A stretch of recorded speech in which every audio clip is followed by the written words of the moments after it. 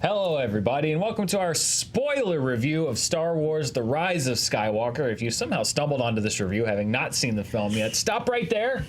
Go watch the non-spoiler review that Roth Cornett and I did earlier this week. Go see the movie, come back, because we don't want to spoil you on anything. No, this is for those of you who have seen the film. There's Joe Starr. This is a blanket spoiler warning, and what a crew that I have here joining me. We just saw him on screen, Joe Starr. Hi.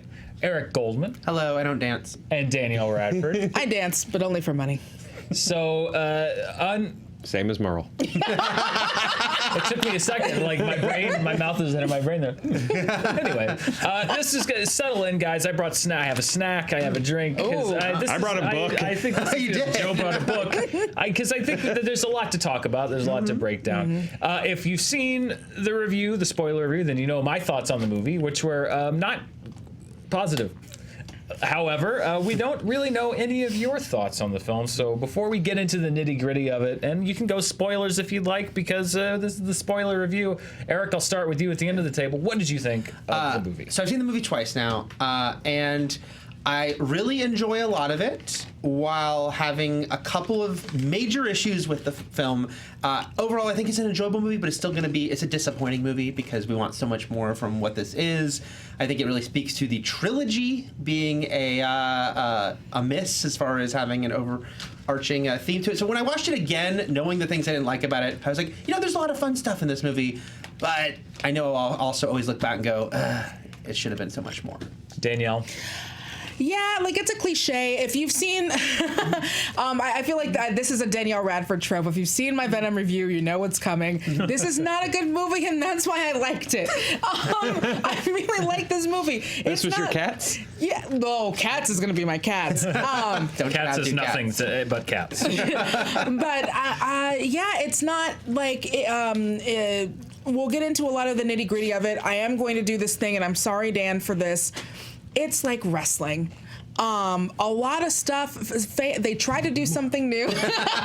The fans were not into it. And so they were like, let's bring back that old guy we retired. That old DX is back. Yeah, DX is back, except this time it's Palpatine. And there was just a ton of fan service. And in wrestling terms, we call it when they successfully manipulate us by giving us all the stuff we like, or when they lie to us and then give us the stuff we like. We call it being worked because we are marks and we are dummies.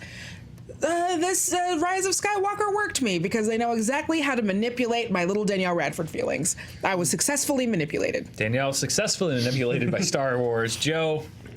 I was sadly not manipulated, Dan. I didn't like this movie. I was also not going to do any on camera about it because I was kind of like, I just want to go quietly be sad.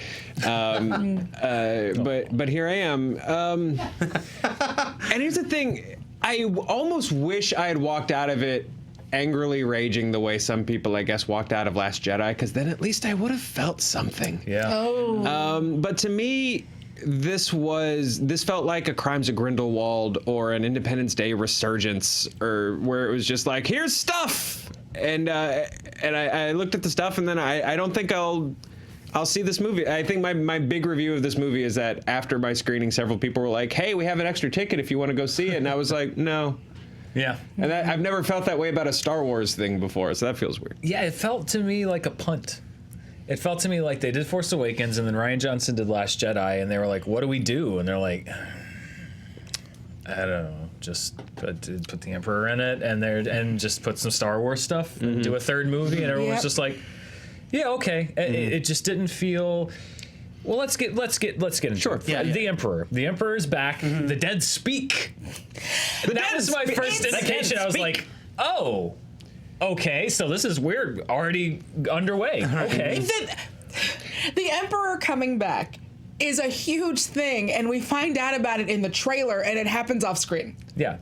We're told via text, as apparently the galaxy was, that the Emperor has returned. The Emperor sent the galaxy a hey boo you up, just to see if everyone was around. Yeah. Well, the interesting thing to me too is that the crawl is can be such a great exposition tool. And all the things to decide to throw into the exposition crawl. It's the Return of the Emperor, and then most of your movie is MacGuffin stuff that you could have just thrown into the exposition.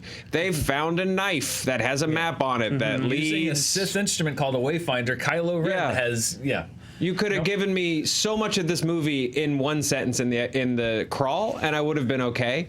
I think the sort of what do we do conversation we had Force Awakens, we had Last Jedi, now we have this, leaving the conversation about they're reacting to fan reactions out of it.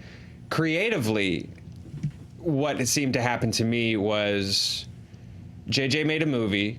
Rian Johnson yes-anded off that movie. Whether you like what he yes-anded it into is that's a conversation for another time. He made choices, and then instead of yes-anding off of those choices, which interestingly I think he could have and still done a lot of what he wanted to do with his movie. I agree. I agree. Yes. Instead of doing any of that, he pushed all the toys off the table. And was like, no, we're gonna play the game my way. So we got instead of one movie, we got half a movie that was him saying, this is what I would have done very quickly and therefore ineffectively, because he's not a bad movie maker. The lack of craft sometimes because he was rushing to get his stuff in was jarring sometimes, because that's not a JJ movie to me, because he's an excellent craftsman. Let's talk about some of the answers that we got. One being a big one that we thought was not important, but then was decided that it was kind of important enough to at least reference, but not really, is where does Snoke come from? Now, unless I'm mistaken, Eric, you've seen it twice. Yeah. Isn't there just a big jar of Snokes? There's a jar of Snokes, my favorite band. Jars of Snoke. My favorite Christian band. Yes. They're great. And that's one of those things where it felt like JJ felt like, I'm gonna put a little period on this and say that the reason Snoke was a Palpatine surrogate was because he literally was. That it was like I was always Snoke. I made these, because they don't really specifically tell you how Palpatine is back, right? Like he's hooked up to the machine, so it's when they call up that they seem to think that it was explaining by repeating that line. about unnatural things but that's not. He's made to look kind of zombie-ish, so it's like I think it's supposed to be that he just didn't die and he's kept himself alive. But the Snoke thing, it's like. But his body. Yeah. But that's what I think. It's like, was his body floating around in space? I mean, it's so weird because it's like they make a very big point of showing his fingers are all gnarly. Some of them are missing. Yeah. So it's like he's physically barely there is the idea, because then at the end he's gonna start to come back. Yeah, and that's the thing with the whole movie where they introduce these concepts and they act as though we should just know what they are. And sometimes that can work where I'll just be like, look, I'll just follow you here because I like fun. I like fun things. But in this one, they just did too many of these where it's like, you're just go with it. They did in 10 minutes what I think, if you're going to end the story this way, and I agree with you, Joe, there's two ways that they could have gone. One of them would have, they went the worst way. The one way they could have gone is you map out all three, you put JJ in charge of all three, and maybe he didn't want to do that, but you at least go, here's where we're going with this. And because that's not what they did with the first Star Wars, because they didn't know that it was going to be what it was. But Empire and Jedi seemed like two movies that were very, sort of like, we're going to end here, we're going to pick up here, we're going to go here. We set up that that Darth Vader is Luke's father in Empire Strikes Back. We pay that off in Return of the Jedi. I'm sure all the details weren't planned, but it seemed Sibling like there was a general... Stuff, but generally, Yes, exactly. There was at least a vague idea, and it seemed like they could have either said, okay, here's our plan for the trilogy, and it's going to be, the first movie is The Force Awakens, the second movie is going to be about after this defeat, the re-emergence of the Emperor, and then the third movie is going to be this final battle between the Jedi in Rey and the Sith and Palpatine, and Kylo Ren caught in the middle, much like the last half of this movie was. But because The Last Jedi was what it was, then you can't do that. But they didn't, I agree with you, Joe, they didn't then take The Last Jedi and say like, okay, well, we're gonna work with what we've got here and take a movie that at least, because to me this movie makes no logical sense in context. Like this whole thing just seems like nobody really knew what the hell was going on. Because there's moments where you see JJ stumbling on himself despite what they set up in Last Jedi, like almost ignoring it to a point, right? Like Rose Tico got done dirty. Well, send Rose Tico ignored. Well, sure, but even just weird things that stood out, like what? Like Lando, you and Chewie go gather everyone in the galaxy real quick, and you kind of go, what? And it's interesting to me because that's not a move you had to make in your script, because The Last Jedi perfectly sets up that what Luke Skywalker sacrificed himself to do at the Battle of Crate started to spread hope through the galaxy again. Right. That myth People, was now traveling across the galaxy. Yeah, there's a dozen Resistance members left standing, but like the spark of what happened is starting to inspire people. Right, and it completely disregarded the end of The Last Jedi as well. And when I say this movie stands philosophically at odds with Last Jedi, I don't mean kill the past, because that is a whole other argument about Kylo Ren. It's his philosophy, by the end, I mean the end of The Last Jedi was this little stable kid from nowhere summoning a broom and looking into the stars and wielding it like a lightsaber, and this idea that, you know, Luke Skywalker was not the Last Jedi, and the Force is spreading across the galaxy to every corner, and here comes the resurgence. And then this movie was about like, well, no, it's about Palpatines and Skywalkers. This is something that I've talked about. I think it's weird that the movies that talk about how bad space Nazis are so wrapped up in bloodlines. It's weird. It's like a weird thing to me. And you did get a little bit of that, because Finn obviously starts to show that he's Force sensitive in this. Was that his secret? I think it's his secret. So, I think so. And I don't know why they didn't. So, as the person sitting at this table who, is probably like the most likely to give this movie a lot of slack and, find the things I like about it most, I'm still like, there's things from like, just tie up a knot a little bit, because, you can't make that a runner through the movie, like Poe bringing it back. What are you going to say? And not have And not Finn, resolve it. And not have Finn and Rey have a moment. And all it needed to be, like I was thinking, I know it's kind of annoying when you're like, they could have done this, but I was like, if Finn had like shown, like, if Rey had seen him like lift a rock or something small or something like that, and it could have both been like, that's what I was going to tell you, and also be like, and she's going to train him, I think it would have solved that specific strange lingering plot. Sorry, Danielle, but I interrupted you.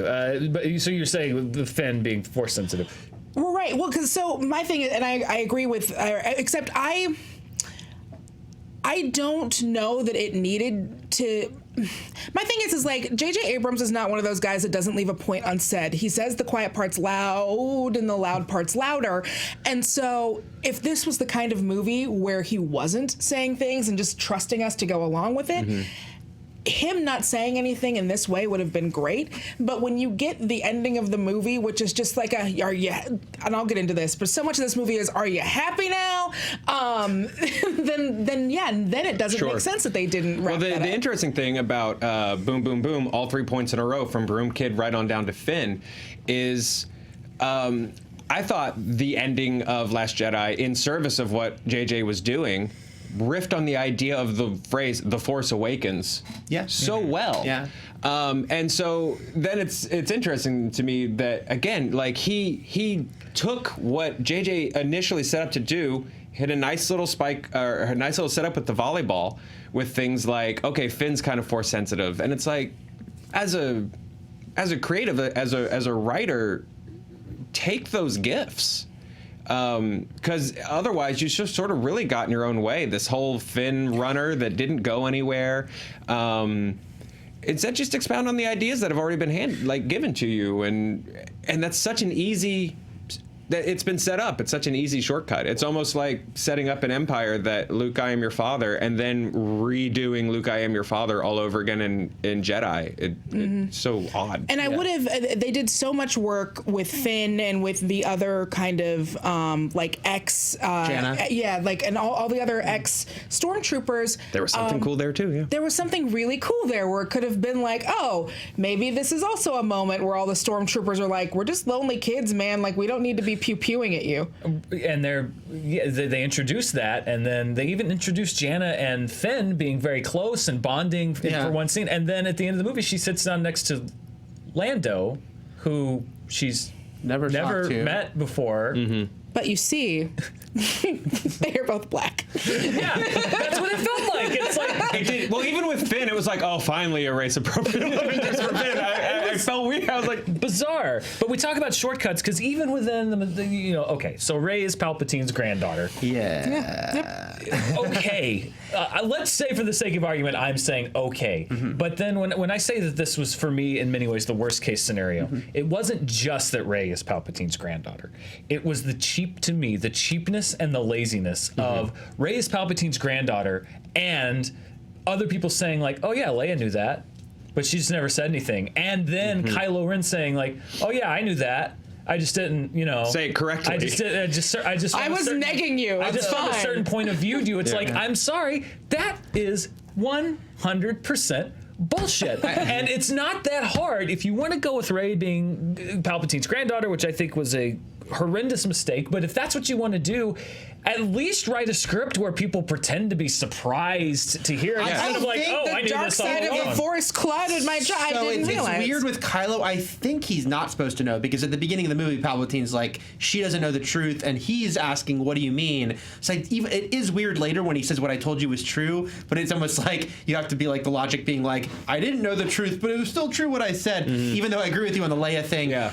The Rey Palpatine thing is the thing I hate about this movie. As someone who doesn't hate the movie, I do hate that. It just really feels, again, going back to Last Jedi, it's like, that to me was the thing. I was very perturbed, or not perturbed, just confused by the people who were upset that Rey didn't come from a special bloodline. I was like, no, why does she have to? Do you think Obi-Wan, Mace Windu, every powerful Jedi we met comes from a powerful bloodline? Let there be this person who comes who's new in the Force. No. And so them to completely undo that felt so cheap. And thematically, that seemed to be exactly what was being set up for this trilogy. Yeah. This idea that the even Yoda saying like the page turners, they were not. This idea of being so attached to the concept of what you think a Jedi is, or looking too much to the past. Because strong random strong Jedi never bothered me because the movie was called Force Awakens. Right. And if the Force is inside all of you, I mean, like Obi-Wan's first big speech in Episode 4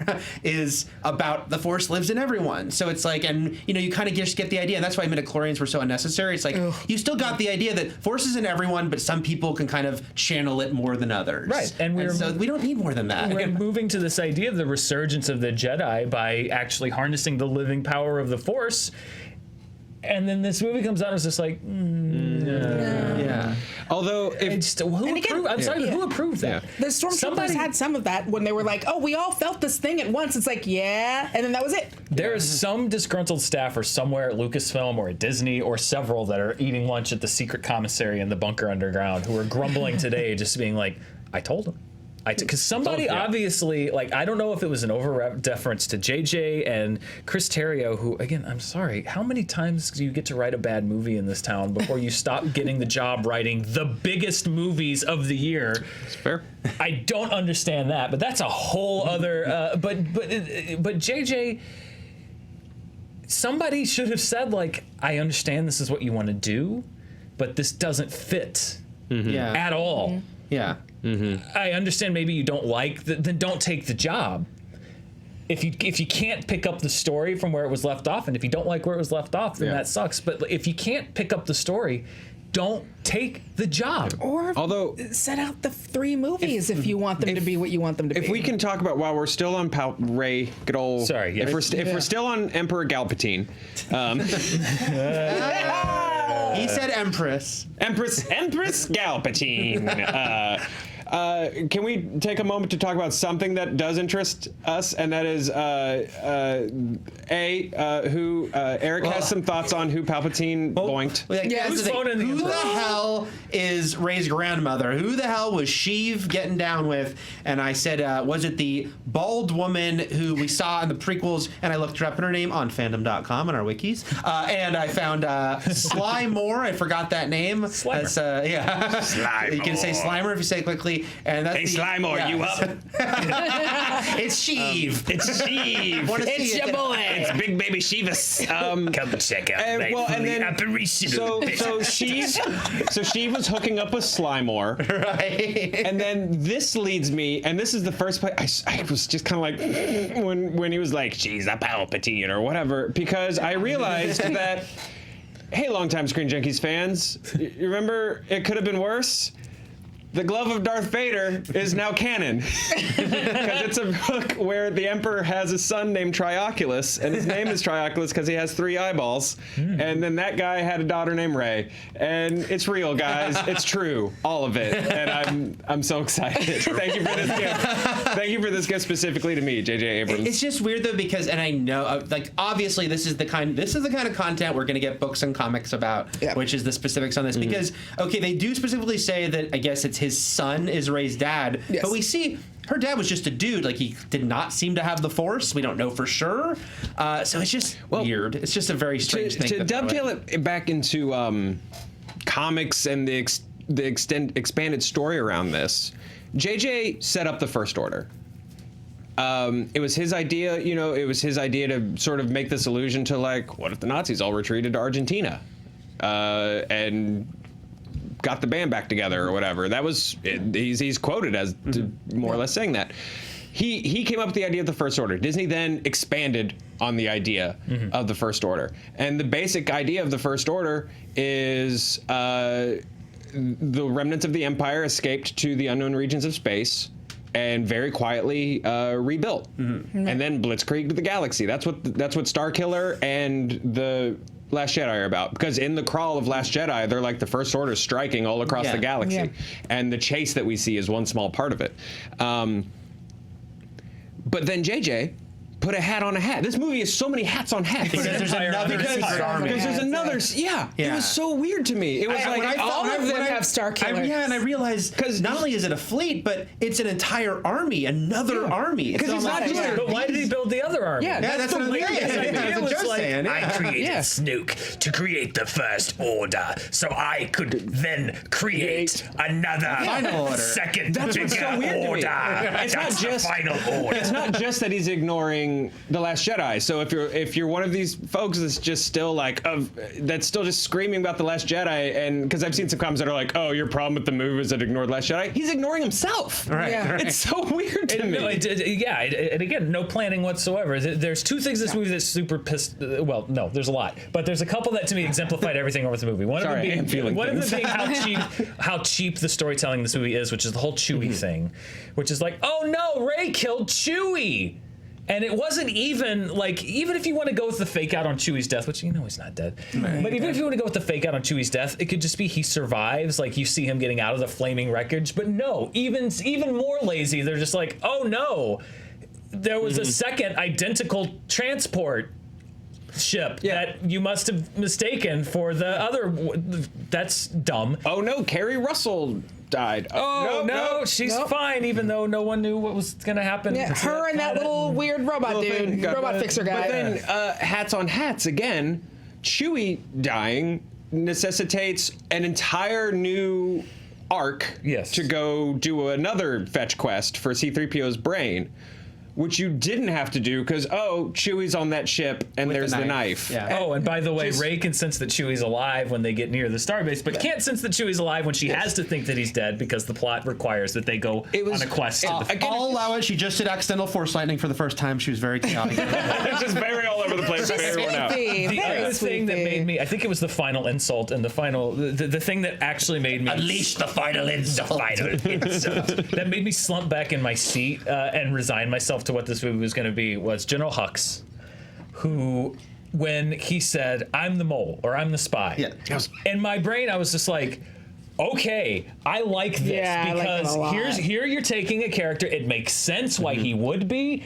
Now you're going to take this character Hux and he's going to be working as an operative, and then they just kill him. Yep. It's like, so the first interesting thing you did with a character in this movie that seems earned, logical, reasonable, and could actually go somewhere interesting, you immediately disregard because you have to go chase after a knife or whatever. There could have been something so interesting about like the sort of like weird twisted nature of hate with Hux and sort of how like and twisty and gross he'd become, that like maybe he betrays the First Order. Like he's what was the brand new admiral I was supposed to suddenly care about? General Pride. Like Kitty. Like give Hux the big moment at the end where like he's so he just Saruman backstabs on the top of Isengard. This guy, like that, so cool and dark. But I loved the Hux reveal. I loved his reasoning for it. Great. You know, I don't care if you win. I like it. Petty. I do think it's like, okay, you know, not only do you have Kylo Ren to deal with as far as like, can he be redeemed? Well, he also helped kill a galaxy, but you had Hux who was literally like frothing in Force Awakens, so you can't have him like join the resistance. But I guess I like what you're saying, because maybe if they'd saved that reveal for the end, you could have kind of had it all like a little more, because it was, you know, it didn't really bother me that he died shortly thereafter, and I just really enjoyed the reveal, but you could have done a little more with that. Let's talk about Han Solo. We thought we'd seen the last of Han Solo in Star Wars, and of Harrison Ford as Han Solo in Star Wars, but he made a return of sorts. Yes. Is it weird how much when we did the teaser for based on the trailer? Is it weird how much of that happened? Yeah. Am I in this one? No. Am I in this one? Whoops. We were right on some things. We were right on like a lot of stuff. It's a little weird. Although I will, the Lucasfilm secret keeping machine is very good, since like, it did not leak at all. Oh, no, it wasn't. I'm sure it leaked it leaked a lot. Well, there's those. I didn't read. I didn't read any of them, but there were looking. leaks that did happen. Yeah. So he returns as a memory, Yes. an interactive memory. Which I didn't mind, because That scene was the best written scene in the movie. Yeah. If it had been in a much better movie, I think it would have been. I will fully endorse. He said the thing we like. He said that thing we like. But for me, that was one of the only times, if not the only time, that them trotting out something from the original trilogy made sense in that moment and was actually effective. Well, and it Ben was also doesn't something they have trotted out from words. Force Awakens, so it's two things. Yeah. because they did the and if that was the one time where they had to poetry it rhymes lines from Force Awakens in the origin trilogy, like shoot your shot, pick your battle, like that would have been like the great place to do it, and I wish it hadn't been a little watered down by doing it in a bunch of other places. But Harrison was great.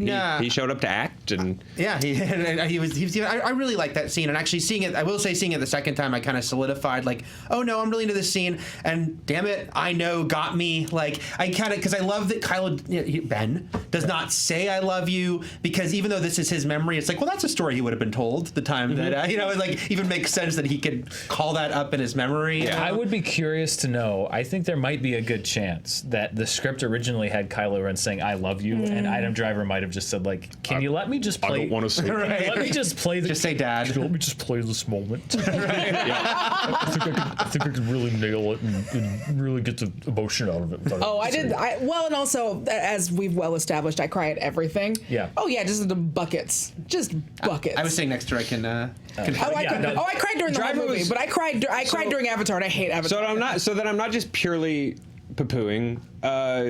Driver was great, and what was sort of like the idea of Kylo's arc. Not all the execution wasn't all great to me, but I mean, I'm a sucker for anime bad boy that is eventually going to turn good. Like that's my trope. I love that trope, man. Mm-hmm. That's all you talk about. Yeah, literally. Like sometimes Dan will be like, "Oh, how was your morning?" And I'm like, just rewatched from Ronin Warriors when Anubis finally accepts the ancient staff and turns good, and he reveals himself to the team as like he's the good guy, and they're like, "What? You know?"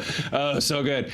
But that stuff was great. There just wasn't like it wasn't enough to like salvage everything for me. But I wish I'd known more about the Knights of Ren, so that's a criticism I have for The Last Jedi. That's a toy that Rian Johnson should not have taken off the table. Like the idea of the Knights of Ren was a cool thing that I think he could have picked up and run with a bit. But I didn't know anything about them. So the moment where I love the moment where he gets the lightsaber and kind of goes. Like gives that shrug. Oh, great, that's a great that little, Han Solo shrug. Yeah, that Indiana Jones Han Solo shrug. That was great. And he's wearing his '90s Kurt Cobain sad boy sweater. Yeah. I mean, all the new Force powers were plot powers. Obviously, because every new Force power that was introduced was in service of if I were, and maybe it's because Obi-Wan was a Padawan, but one thing I thought of when I was watching the movie was that wound that Kylo Ren has that she heals and saves him from was like the exact wound that Liam Neeson got in Phantom Menace. If I was Qui-Gon, I'd be like, I'd be pissed, dude. What the hell? Yeah. Did I not teach you to heal?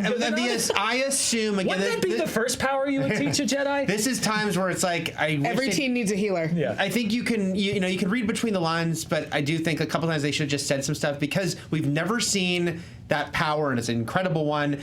I assume Baby Yoda could do it. Baby Yoda did it. But Baby Yoda is very, very powerful in the Force. But I assume Rey read about it in the ancient Jedi text. Oh, I'm sure. Yes. But I kind of wish they just said that because it's. But I will say that another great moment I think is her handing him the lightsaber. Oh, that's back. great. Yeah, that was a fun moment. That was a fun moment, but Yeah. again, a force power that was established solely so that they could then pay it off at a big moment, which I guess, that's set up and payoff. It's fine, but I think it annoyed me in the context of everything else in the movie. Force Skype got set up enough, I think, in the previous one that I. But what I didn't. But Snoke was the one connecting them. Yeah. you're In right. the last movie, he was the one connecting them. That's so fair. Yeah, you're right. But if he is the Emperor, but if he's the Emperor, but he's not. And they still did see each other after Snoke died when the door closes, but they still saw each other. So Okay. But what I will complain about is suddenly in the third act, they're a diadem, and suddenly diadems are very What does important, that and you're a mean? diadem. Like, I didn't know that. Well, it's kind of like it's a very prequel-y thing, like a virgins in the Force. Like they just kind of throw in this term, and it's like this means something. We're not going to really go into it. A book Twin will. flames, One day a book soulmates. will, but we're just going to The say. Force can do whatever the plot requires the Force to be able to. And I don't usually mind that, is the thing. Yeah. It I just didn't wouldn't like it at the end of Last Jedi particularly, and I felt like they quintupled down on that in this movie. I guess I give him a lot of rope with that one because that is where I'm just kind of like, oh, it's a fun, You're just salty that you didn't get Power of the Small or whatever it's called. Yeah, there's like a Power of the Small where a Jedi can shrink down to like Ant-Man size. Why not use? You know how useful that would be. Very useful. The Emperor, Power of the Very Small. useful. Before we talk about Leia, because I want to get to Leia and Carrie Fisher, but I will say something that took that kind of. Muted the relevance of the everyone of Lando leading the galaxy to come help was there's some kind of groupthink going on at Disney. I don't know if it's intentional or unintentional because it was literally just on your left. It was on your left. Portals. It was literally, I'm alone and we're all gonna die, and then a radio transmission comes in and says you're not gonna die, and then everyone shows up. Yep. Like it was literally beat for beat the same moment. The Rey and Palpatine thing feels Star-Lord ego-y to me too. But specifically on your left, I was watching that and I was just like, that's cool, but I've already seen this moment in a movie. This It happened year. at the end of Avengers Endgame, and it was great. And this seems That like was like not that long ago. And I know and I know that sometimes things happen, but make some adjustments. Don't make it beat for beat the exact like is someone not same talking moment. to some like.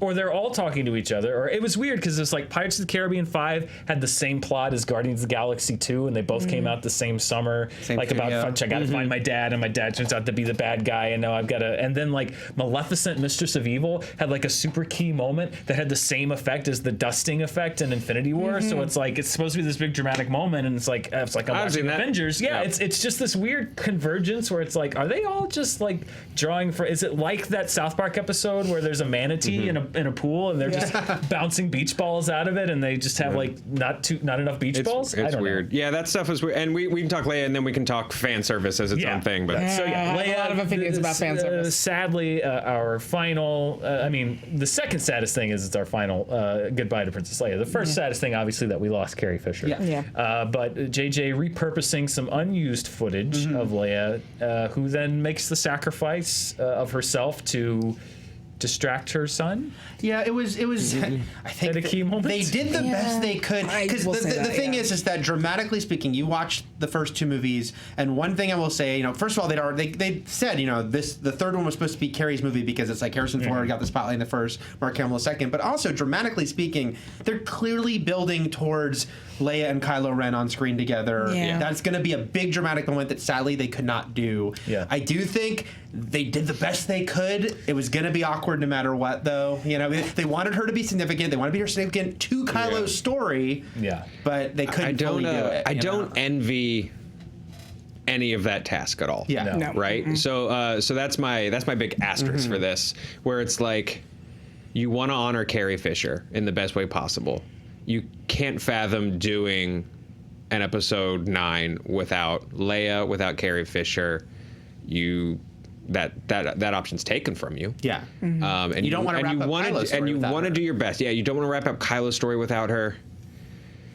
And so I get it. Like I get what they were trying to do, and that's why like the first couple of times I was like, there we go, cool. And like I as someone who adores her, because I remember coming out of Last Jedi and like in talking to or seeing some conversation where they're like, "What? I mean, she's gone. Just like when she's floating around in space. Just that's it. That's how you get her out." And I was like, "You monsters! Yeah, like, you monsters!" Like, because I was in the theater in Last Jedi, like, "Yeah, Carrie, you don't leave us yet." Like, I was like the meta of it, like, got me, and I was all in, but. They did their best, and their best didn't like work. And I don't mean that as an insult, because they absolutely did the best that could absolutely possibly be done with that situation. And I'm not saying like do better. I'm just saying that like you're trying to honor a legacy, and if it can't come out like. Then don't do it. I feel weird talking about like what ifs with Carrie Fisher's life, but it felt so strange, and I almost would have preferred like that first opening piece being like Leia's like what of that crawl just being after like the loss of General Organa. Yeah, after the loss of General Organa. Well, there's some thinking, and I'm not necessarily. I don't know if they could have done that, but part of me says that the Laura Dern, the Admiral Holdo sacrifice play in The Last Jedi, maybe could have been Leia. Right. But Yeah, I agree. The what if game is just like I think they tried to do the best that they could with what they had, but that's the one element of this movie that I think was a bit sloppy. But I'm not gonna I'm not gonna take them to task because it was an unwinnable situation. The choice I will take them to task on a little bit is in a saga. And an IP and a franchise that's so much about legacy, and these filmmakers that love the legacy of it, because I mean, JJ, if nothing else, like loves the legacy of Star Wars. If you want to honor Carrie Fisher, give Connix more to do. Give Billy Lord a character, because they stacked up. She was lightly introduced in Force Awakens. I think that's the character's name. Correct me if I'm wrong. Yeah, I think so. But and then she had more to do as part of the mutiny in Last Jedi. Just give her more to do. Like Marriott Brandybuck did not need to be in this movie. Like it was odd. Yeah. Like give that stuff to Billy Lord. Like if this is about legacy and passing it down and you want to honor Carrie, like I don't think Carrie Fisher would have had a problem like giving her daughter like some really cool moments in this movie. And so I don't know. That felt like a poor decision. It's just there's those awkward moments where it's like they're using these random words they have Carrie Fisher say. So it's like suddenly the verbose Leia is like just like no Ray, which obviously she said to a very different line 4 years ago. Yes. Yeah. And it's like and it felt you're like and you're you know you understand, but you're also like I preferred that though over whatever cartoonish CG nightmare they could have created. Which they still couldn't help themselves doing with that training flashback. Couldn't help themselves. Where again Luke looked way better, and I'm only guessing because they actually had Mark Hamill to like. He looked like episode 4 of Luke. Yeah, he looked too young. He looked too young. That was the weird. He was definitely pre-car accident. Mark Hamill. But again, interestingly, so much money and attention on something that was completely unnecessary, because that was due to them being like, Leia knew about this. Like she knew about Kylo. She knew that like at some point this lightsaber was going to go. Complaining that she saved herself. Like don't worry, she was trained. Right. This I just assumed she was trained. They had like 30 years together. Like you don't think at some point she saw the cool stuff that Luke was doing and wasn't like, yo, hand me one of them space knives. Yeah, like, I could save money on security detail as a senator if I can like force stop a few blaster bolts. Yeah, it felt a little bit like JJ read a BuzzFeed article that was like 17 burning questions that we've always had about Star Wars, and it was like, I'm answering every one of them. That's exactly what it was. Every one of them, baby. Before we get to that though, I want to wrap up because you mentioned legacy, and this is something that also bothers me, which is that the Skywalker line now is gone. With Kylo having been redeemed somewhat and now giving his life force to Rey. But the legacy of Anakin Skywalker is something I've seen a lot of discussion about, and I think it's valid, because the ultimate redemptive act in Return of the Jedi, and then when you tied into the prequels, was this kid was destined to bring balance to the Force. Right. By the end of Episode 3, he'd fallen to the dark side and had seemingly created the opposite, the ultimate imbalance in the Force, and yet ultimately through the actions of his son, redeemed himself by fulfilling that prophecy, destroying the Emperor, which in turn brought the Empire essentially to its knees and did restore balance to the universe. Only for this movie to say, nope, but he didn't. So what is the legacy now of Anakin Skywalker? I mean, this is where I'm giving them a lot of rope because I've seen that complaint. I will certain point of view you and say, sit on that log. I'll sit on the log and say. It does take away him getting to literally do it himself, right? By picking the Emperor up, and nothing will be as satisfying from that. But I will say the fact that his son Luke trained Rey and set Rey on a certain path, the fact that his grandson Kylo would play this big role, still says that it's like he is the cause of the Emperor of the. So he's still. There, it's his presence, his being, the vergence in the Force that will cause balance. Even though I'm giving him a lot of rope. Doesn't it retroactively? It's just not as satisfying. Doesn't it retroactively rob that moment of all of its meaning and power? Then that's what I hate about sequels when they do that, because you've retroactively made a movie that come before it worse. So you shouldn't do that. The challenge for me is that I'll never be satisfied with any of those explanations, because even like when the prequels came out. I liked them quite a bit. I was just like, Maul, yes, stuff. Yoda's flipping around. This is sick. Now this is pod racing. And then by the time Revenge of the Sith came out, I started to go, wait a minute. But for a while, I was like, yes, this is totally Wizard. But even at that point where I was like, I love these, the moment they were like, you think the Chosen One's this boy? Even as like younger, less this guy, me, I was like, oh, don't do that.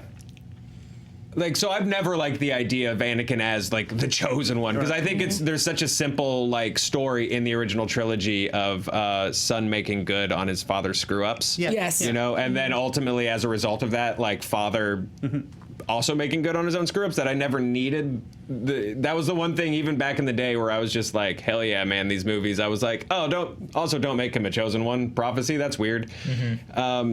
Because then, where do you go if you're gonna do sequels? Like, where do you go? Because even Luke in this movie, they didn't seem to really know. Like, Luke kind of just shows up to be like, what up? Here's my ship. Bye. It's like, wait, like the Luke again. The movie the last film ended with Luke making the ultimate sacrifice, and reconnecting himself to the Force. Which I thought, again, if you're gonna pick that up, even if you're gonna go with radically story wise, you would think that they would have had a better idea for what Luke is going to do, other than like, I'm hanging out on this island and I'm going to give you my ship and then I'm going to take off. Well, it's another case, I think, where you feel that this feels like 1.5. I think you said at least 1.5, if not 2 movies crammed into one. Because it's like Rey deciding, I'm just going to leave it all behind like Luke did and go to this back to that planet, and then Luke having to give her the pep talk. It's like, it's so quick. Yeah. Like, it's like, it's all so quick. It's like this happens, this happens, this happens. Yeah. It's like speeding through it. It would have been nice if like we got something with him and Kylo, because that's kind of a huge. Yeah. Yes, that's the arc I'm almost more concerned with. Yeah. Because interestingly, I think the pep talk could have even just leaned into the previous movie as well, because I'm just gonna stay here. I'm screw it. I'm cutting myself off. And I think what the second movie gave us was Luke realizing via Rey that he had made a mistake, and also via Yoda, like almost saying the theme of the movie to the camera, where like we learn from our failures, and that's important. Luke sort of like imparting that, and again, that's another weird thing where it's like, you made 50 moves, but if you had just accepted the gifts given to you, you could have made one. Right. But I for whatever, I hadn't even thought about that actually. That like Luke failing his nephew is the crux, especially if this trilogy is about the redemption of Ben Solo Skywalker. Yeah. Because he's essentially blaming himself for the rise of Kylo Ren, and this is just kind of like, things are great. I'm a ghost. Ghost life is sick. I'm cool, man. How you doing? Loving the beach life. Yeah. All right. Fan service. Yes. We talked about it. We've debated about it. I think that there are many levels of fan service. I've said before, I think that Avengers Endgame did fan service in a good way, in the sense of like they told a good story and were able to do things that satisfied the fans that did not seem cheap. This to me was the worst fan service of all of the Star Wars films, exemplified by a number of things. One of them being Chewie's medal, which we'll talk about, but the other one being I'm so mad about it. I love it. So angry about Chewie's medal, but we'll get to that. But again, maybe best exemplified by the fact that he obviously was just like, I'm going to make the Reylos people clap and like they transfer life force, and then they kiss for no reason, and then he just dies. I mean, Yeah. I don't know. But like, what was the what? Because it was literally so that people could go like. There were people sitting in front of me that just went like. I don't know. Because That's like the only reason, the only motivation for that action was JJ going to the audience, going like, "Please, like Jeb Bush, please clap." I guess I don't. That part didn't bother me. As someone who legitimately thought like, there's chemistry there. That's hot. Like, they're in Last Jedi. Like, I feel it. And I feel like, not only is it like a battle for light side versus dark side, but they're drawn together. Also in a series that is not very sexy. It was like one of the only things where it was like, no, that's sexy. The two of them, like, they're dynamic. You had Poe and Finn right there. You did. In the wings and did nothing. But I was okay with the kiss. Like, I felt like, I don't know. And then you had Carrie Russell in there. It was just empty to me. It was just meaningless. It was literally like, check. That one didn't bother me. Kylo kiss, okay. That one didn't bother me so much. But I agree with you. I think we got so much worst case fan service in this movie, and to me it was because it was artless. It wasn't in service of the story. Mm-hmm. It didn't fit. Again, the idea of hope is being reignited in the galaxy. You could have, and the whole the idea is like we're outnumbered, we're alone.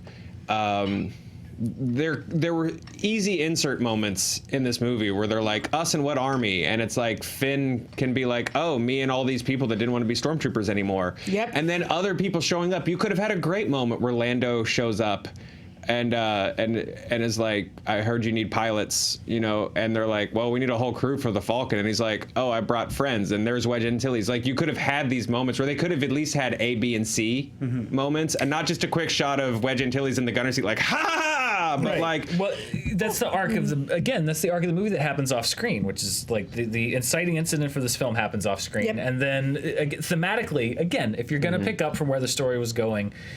The Laura Dern's whole thing, Admiral Holdo, was we're the spark that's going to start the fire that will restart the rebellion. Luke saying, I'm not the last Jedi. The rebellion didn't die today. The next logical step then is tell the story of how what happened does reignite the rebellion. And instead it was, I'm going to tell the story about two different triangles and the search for them. And the whole part about the galaxy is going to happen off screen. Yeah. And then everyone will just show up. It's like, no, I don't care about the two triangles. Yeah. I want to know about the part where the galaxy is back on board and unites to fight. But they had to do all the fan service. And for me, it's like, that's one where, even though, again, I love things that are like not great, that was one part that really stuck with me was all the fan service because it felt aggressive. Cynical. It felt like they were fan servicing at me and not with me. Yeah. Like it definitely felt like it was one of those things. Oh, well, why didn't Chewie get a medal at the end of A New Hope? Well, here you go, nerds. Take it and eat it. Put it in your mouth. Let's talk about the medal. Shut up, nerds. I gotta get this thing out about the medal. That's a joke. That has been a joke for 40 years. And the fact that Chewie didn't get a medal, like we did serious questions. The honest trailer, like we do. That's not to 95%. That's not an actual serious complaint that's like my experience as a Star Wars fan will never be complete unless Chewie gets a medal. But again, not only do they do the giving the Chewie the medal thing, they do it in the weirdest, laziest, like Maz Kanata just walks up with a medal in her hands. First of all, who was Maz Kanata? Why was she in this trilogy? Where'd that lightsaber come that's from? That's a good question. You answered 47 questions that no one asked, and you didn't answer the one question that was asked by a character. And then, but like, why is she giving medals? What's it for? Is it for because it's the same one? Is it for what he did 40 years ago? Is it for that? Is Maz Kanata like? Did Leia give it to her? Who is Maz? What the hell was she doing in any of these movies? What was the point of any of this? And why wouldn't you just use Lupita Nyong'o's face? Stupid medal is like the object of everything I hated about this movie. Is like there's yes, it's a big Star Wars thing, but it has no reason to be in this movie other than which is what happened in the screen. People went, oh, Chewie got his medal. Like, but it doesn't make any sense. A, I love your rant. And B, I feel like I'm taking crazy pills. B, I agree that did not belong in this movie. I think watching the second time, I think they give you a partial answer.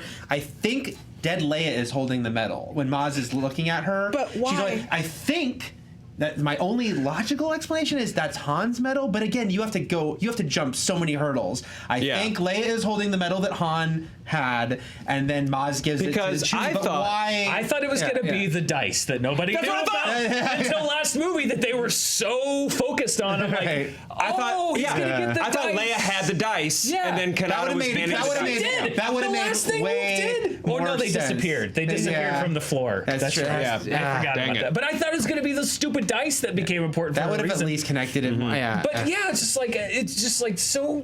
But okay, great. Chewie got his medal. You did nothing creative with that other than be like, see, internet, here. Yeah. Are you happy now? He got his medal. And here's the Ewoks. What it all is. And here's the Ewoks. They even had Lin-Manuel Miranda draft another Yub Nub, because he did that song that was like in. Of course he did. That was Lin-Manuel Miranda. He did? Yeah, baby boy. The song that was playing at the festival, that's Lin-Manuel Miranda. He talked about. You mean there was an alien at that festival that was like, "Hey, who wants me to freestyle?" Give me a one-word suggestion, lady. That with the 3 pigtails. I got this movie mixed up with Cats for 5 seconds in my head. I was like, well, we had some freestyle dancing in this movie, and I was like, no, those are the Cats with sneakers on that were in. But we did have. I saw them on the same day. I saw Cats. They will forever be united in your mind. But Star Wars review Cats. They did have a dance in that movie where they go to the planet where it's the big festival and everyone's doing that dance. Yep, that was weird. Because Lin-Manuel. And that was a man. Okay. But that's like, at least I'm assuming, because he said that he had written a song for it, and he said it was like very ethnic or a planetary or something. I wrote a song for a planet, I think is what he said. He wrote some jizz. So it would have had to be him writing some jizz. That's his jizz all over them. But there, Rey having that moment where she's training. I have to go train. Leia having that moment where she's being trained. And again, it's just all of this like, Rey wasn't trained enough? Here, take it. Shut up. Put it in your mouth and shut up about it. Leia wasn't trained enough? Here, take it. Put it in your mouth and shut up about it. Yeah. No, that's what those moments were. Yeah. You know? Very inartful. I will say, I love. I'm sorry, Eric. I feel like you're personally attacking you. It's because most of your complaints, it's not like I'm like, how could you think that? Because I see the problems. I will say one thing I loved was, even though it's one of those things you do, so it's fan servicey because you go in kind of hoping it, is hearing freaking Hayden's voice. Here it was all those Jedi. Oh, is he one of them? Yeah, you can hear him. You can hear him pretty distinctly. Neeson, I thought. It's everyone. Oh, it's, why am I saying Obi-Wan Kenobi? Ewan McGregor, repurposed Alec Guinness, Freddie Prinze Jr. has Kanan. Several characters from the animated series. Ahsoka Tano is in there. Ayla Secura. So does that mean she's dead? Yes, that's what I was thinking. But I'm like, that's. But she probably 40 been years like later. 70 or 80. She was in the little gallery. She was just yelling. And I'm over here. I'm undercover. One of these hoods. Because I was like keying him to Hayden's voice. It's funny you mentioned voices I didn't hear the first time. We all hear different ones, but so I was like, oh, it's Hayden's voice in one of these new movies. So I like that, guys. Those were You sounded just like Fred Armisen when he does like the wife character on Portlandia. Inspiration. Those were like Sith ghosts, right? That were hanging around in people that or ghosts? cavern. They were ghosts because didn't they all like disappear? I think they're ghosts, even though it gets murky because there's the physical guards. See it. The Rey fights. There are physical like Emperor guards. Yeah, where did the staff come from that was on all those ships? And that's what were I'm they part of the First Order or the Final Order? Did they just port over? I think they're the Final Order, but again, that's the you guys just said. It's like he made 2 armies because they're color coded. They all the red ones. Yeah, they're the red ones. Yeah. Because we see General Pride contact them, but he's still in his First Order all black uniform. Right. Yeah. And then you got the guys in red. So the Emperor built 2 completely different armies. Because the eventual honest trailer, what was Palpatine's plan, is going to be very long and very weird. Yeah. Because then 2 armies that he was behind. I kind of wish one of them was a clone army just to at least explain it. I kind of wish one of them was a clone army because they were definitely not letting that whole they're just brainwashed, kidnapped children thing go in this one. And I was just like, stop saying it. You know, like I know there's weird stuff with like droids and stuff and you just kind of want to be like, okay, just get it out of my head. And it's like, no, look at our faces. We're all people. We're people, Joe. We're all small people that were kidnapped as babies and have no We choice. look like you. Some of us have great, interesting teeth. I did notice a little Disney thing though, which was that like in Return of the Jedi when they do the speeder bike thing in the forest, like when the bikes hit the trees, like those stormtroopers just get murked. They just they explode. And I noticed when during the flying one, a couple of the flying ones bite it, but the two speeders that crash, they CG'd the stormtroopers flying off of the bikes. So you knew that they didn't die. A nice G.I. Joe. Although I will say they gave you a General Pride to get a pretty fairly graphic explosion death. Yeah. Like Yes, the fireball. very solid. But with Well, he has Palpatine's a plan, Yes, true. so and if I'm at this point, if I'm just being obtuse on purpose, please correct me. But so we have the two armies, and then he knows Rey's his granddaughter, but he's not going to make it easy for Rey to find him. Nope. But he needs her to find him so that he can put all his stuff into her. She can kill him. Yes. But He then resurrected himself so that he could kill him. she could. But then he says, "Oh, you guys are a diadem. I'll just take." Your life Which he force. didn't know about. That was a surprise to him. Right? Yeah. That was a Found out surprise on to him. accident. Yeah. But it still makes me wonder, like, wouldn't your plan wouldn't you just want to like vampire your granddaughter and be you? You know, like I don't. There were just it was just weird little hats on hats that I was consistently surprised that JJ made. Because I think usually his writing is a lot cleaner than that, so it was surprising. Obviously, I don't know how many thousands of suits are behind anyone on a movie like this, and I'm a dummy behind. But like, so I don't know what goes into all those right. millions of conversations and decisions. I mean, I do, but I don't. You know what I'm saying? But like, it was so many hats, and then also, he's the puzzle box guy. But he at least usually knows that at some point you got to open the box and be like, here's what's in the box. And he just kept refusing to do that so often in his third movie. Boxes, it was like, no. At this point, like, going into this movie, like, all the corner pieces should be there. And most of the puzzle should be filled in. And at this point, we're just rooting around for a few that fell under the couch or whatever. But instead, he just kept adding more puzzles. Well, there was already a puzzle being put together, and then he dumped another puzzle on top of it. That was the weird. I was thinking about that because he's known as like, whether it's how true you believe it is or not, is like a guy who doesn't answer his questions. Like, this movie's weird because he raises a lot of new questions in the third act. Of the third movie, but also the fact that it's like he's explaining things like we already know who Rey's parents were from the second movie, so can't we close that off? It's like he's like, so for a guy who's known as not explaining things, he's like over explaining. He's like, no, I'm going to give you a second explanation. It's a second, he's double explaining it. Yeah, because the first one wasn't what he wanted to do, right. which is okay. My assumption was just based on the arc that he had started to give us between Force Awakens and like the trailer, when I was like, oh, Palpatine's back. First one's called Force Awakens. Like, there's such an imbalance in the Force that it is just like inserting itself into these people. That's why you have Rey for a whole first movie where people are like, how'd you do that? She's like, I don't know. Right.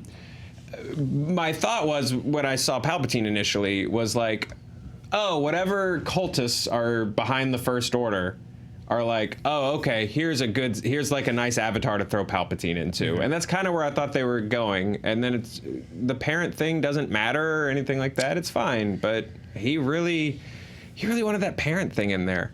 Yeah. And that's such a weird trap as a writer too, because it's like Rey's parents are someone important. And it's like, well, that means one of like 4 options. Right. And most people aren't going to like 3 of them. Right. And you just, the last filmmaker took all of the heat for basically invalidating that line of thinking. And the studio has gone through now this whole 2 years of discussion and debate, and some people love it, some people hate it.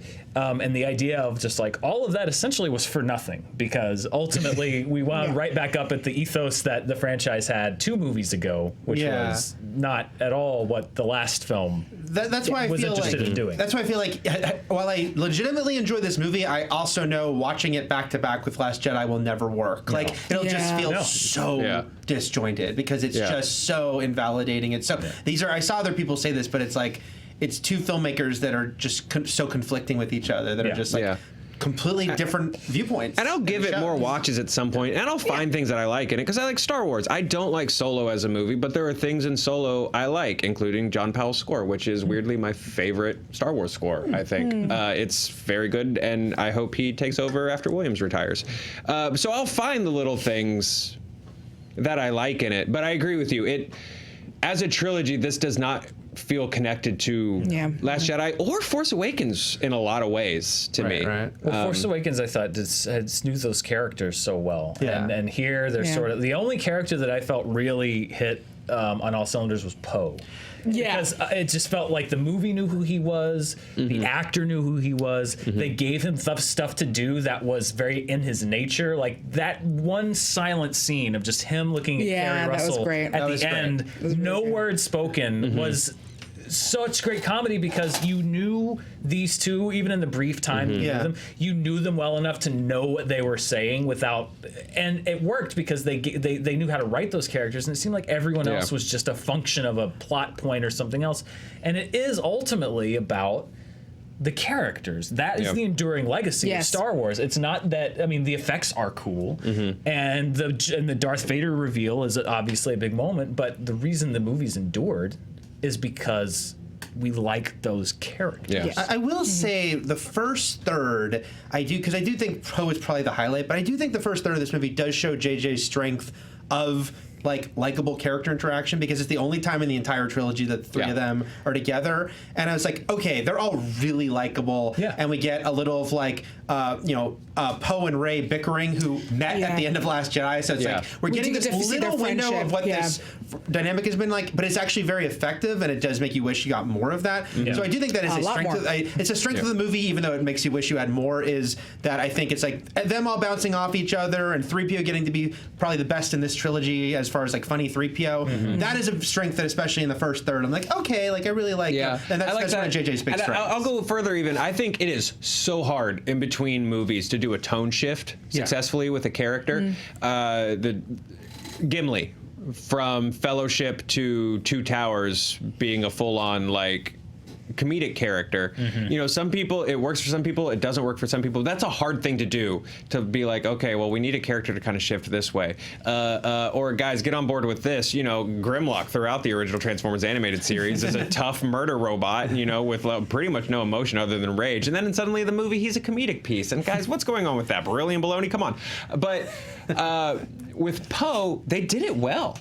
He did it really well. But also someone needed to fill that role, and that's a hard plane to land. And I think they did it well with Poe Dameron. Poe also, though, he's a pilot. Poe also I didn't mean to do that. I didn't even mean to do that. Landing worthy of Poe Dameron. Poe also, though, had, I think, the first spoken words in Force Awakens, and it was a joke.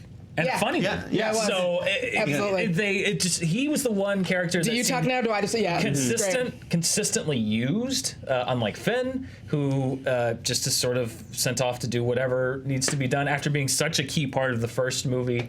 Made out with Rose Tico for a second. Rose Tico, who was just like, I'm gonna stay here. Oh, she got firmly friend zoned in the first 5 minutes of this movie. Finn, you don't have to go, and he's like, we'll be fine. I'm going off with my real friend. I do think it is a credit to how likable these actors are, though, that they're all very good. And I was actually thinking about John Boyega at the end of this movie. He's very good at when they're having their big group hug. It's there's a lot of emotion on his face, and I was like, okay, well, these are they're very good actors, and they're selling a lot here of stuff we wish we got more of. We've been talking forever, and we can keep talking forever, but we should probably wrap up at some point. Before we do, though, any final lingering thoughts about this film? Or the legacy. It's far too early to talk about what the legacy of these movies is going to be, because it just opened yesterday. But for me, the herd is still too near. I dare not tell you what the elves are singing. I was a little stunned, because this is the first time watching a Star Wars thing where I just sort of outright felt nothing, and that felt a little sad. I liked Force Awakens. I liked Last Jedi, and I just kind of out the gate with this one. Something felt off. Something felt a little wrong. I'm sure when I go back and revisit, I'll find elements that I'll like, but I'm sure I will. And even in this conversation, there's little kernels, but yeah, I don't know. Star Wars isn't hurt. It's gonna be around forever. Yeah. You know, they're currently Yoda. they're literally in parallel doing something that I adore. Yeah, you know. it's true. Yeah. And you know, there's always opportunities if you're done with the franchise, you know, go buy a copy of Edge of the Empire and get your friends together and role play the hell out of some Star Wars. You know. Yeah. Anybody can be anybody's dad. Yeah, exactly. Yeah. Exactly. Or no one's. That's my favorite way to role play Star Wars. Is just pure parent test. Who's your dad? Who's Joe, your I'm daddy? sorry. I meant to tell you, I am your father. Oh. I'm in. We hadn't known that through all of this time on SJU. No, it tracks. Actually, I could see that. Yeah. See? Yeah. I gave you all of my wrestling loving There was an power. episode August 2018 that completely set this up. Absolutely. Go back. The clues are there. Danielle, any last thoughts? Like I said, like it's is it a good movie?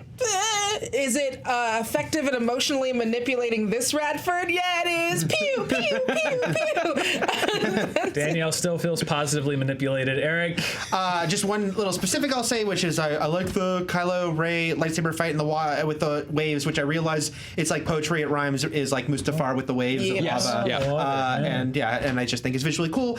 I kind of said what I was already thinking earlier, which is it's just like I like this movie. It's the weakest of the three, and also it just has a trilogy. This does not work. This movie, I think, has a lot of enjoyable stuff for Star Wars fans.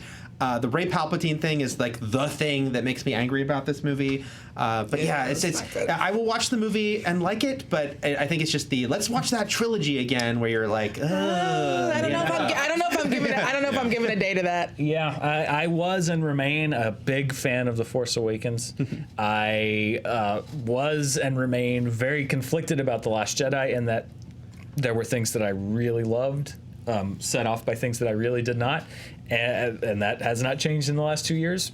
And believe me, we've talked enough about it that my mind probably would have been changed one way or the other. This one, I'm with you, Joe. I felt apathy for a lot of it, which was unusual for me.